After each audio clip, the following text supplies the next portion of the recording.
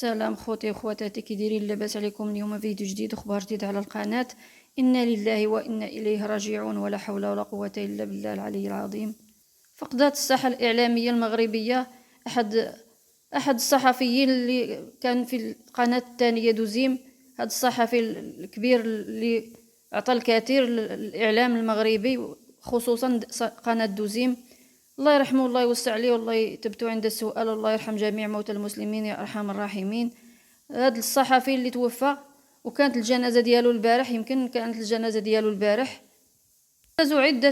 دازوا عده صحفيين في قناه دوزيم كانوا في المستوى العالي وصحفيين رائعين، بحال صلاح الدين الغماري اللي توفى في جائحه كورونا، اللي كان كيوعي الناس وكان يوعي الناس وكيوصيهم على الاحتفاظ بالوقايه وباي حاجه اللي تتبنى عليهم مرض كورونا، اللي كان جاتو سكته قلبيه وتوفى. الله يرحمه والله يوسع عليه والله يرزق الاهل ديالو الصبر والسلوان، وانا لله وانا اليه راجعون. كل مره كيموت صحفي من هذه القناه دوزيم، اللي كانوا عده صحفيين فيها كانوا في المستوى العالي. وهذا الصحفي عمر سليم كان صحفي ذو اخلاق رائعه وعاليه، الله يرحمه والله يوسع عليه والله يثبتو عند السؤال، والله يرحم جميع موتى المسلمين يا ارحم الراحمين. الله يرزق الاهل ديالو الصبر والسلوان، ولا حول ولا قوه الا بالله العلي العظيم. كل مره كيموت واحد من الصحفيين اللي خدامين في قناه دوزيم، الله يرحمهم الله يوسع عليهم، الله يثبت اي واحد مات في هذه القناه الثانيه، الله يعمر صدر ربي، يرزق الاهل ديالو الصبر والسلوان.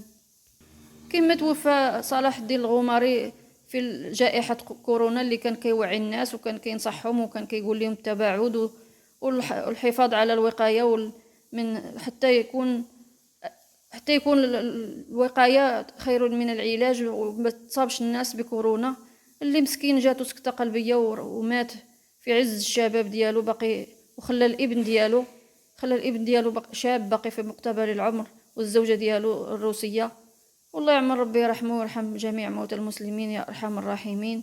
وهذا الصحفي تاني مات في قناه دوزيم، اللي عمر سليم اللي انسان طيب وخلوق، الله يعمر ربي يرحمه ويثبتو عند السؤال، ويرحم جميع موتى المسلمين يا ارحم الراحمين، ورزق الاهل ديالو الصبر والسلوان. الله يعمر صدر ربي يرحم كاع موتى المسلمين يا ارحم الراحمين. كان صحفي كان كيدي المهنه ديالو على اكمل وجه، وعمرنا ما شفنا عليه شي حاجه خايبه ولا شي، كنسمعوا عليه على كل خير. وكان صحفي مؤدب وراقي، الله يعمر ربي يرحمه ويوسع عليه ضيقه القبور. هادشي بغيت نقول لكم. السلام عليكم ورحمه الله تعالى وبركاته.